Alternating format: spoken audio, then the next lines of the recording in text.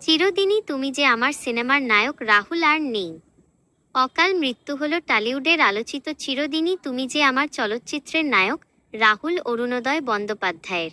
মৃত্যুকালে তার বয়স হয়েছিল ৪২ বছর।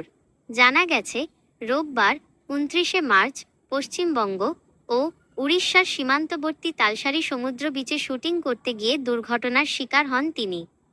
জানা গেছে, রাহুল একটি ধারাবাহিকের শুটিং করছিলেন তালসারিতে। সেই সময় পানিতে তলিয়ে যান।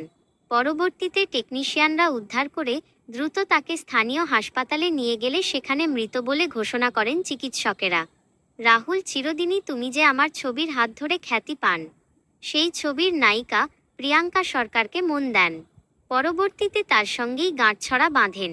যদিও মাঝে তাদের বিচ্ছেদের খবর রটে, কিন্তু ছেলে সহজের কথা ভেবে ফের একসঙ্গে থাকা শুরু করেন রাহুল ও প্রিয়াঙ্কা। রাহুল অভিনয় ছাড়া সহজ কথা নামক একটি পডকাস্ট শো সঞ্চালনা করতেন। সেটিও তুমুল জনপ্রিয় হয়েছিল। ২ দশকের বেশি সময় ধরে টলিউডে কাজ করছেন রাহুল।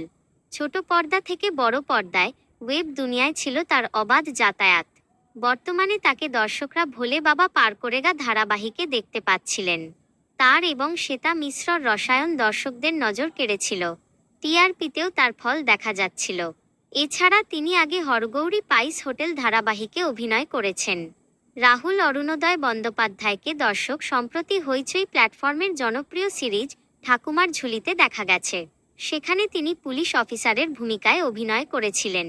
১৯৮৩ সালের ১৬ই অক্টোবর জন্ম রাহুল অরুণোদয় বন্দ্যোপাধ্যায়ের। অভিনয় যাত্রা শুরু করেন বাবার সঙ্গে রাজ দর্শন নামের একটি নাটকে বিজয়গড় থিয়েটার দলের মাধ্যমে। এরপর থেকে তিনি প্রায় ৪৫০টিরও বেশি নাটকে অভিনয় করেছেন।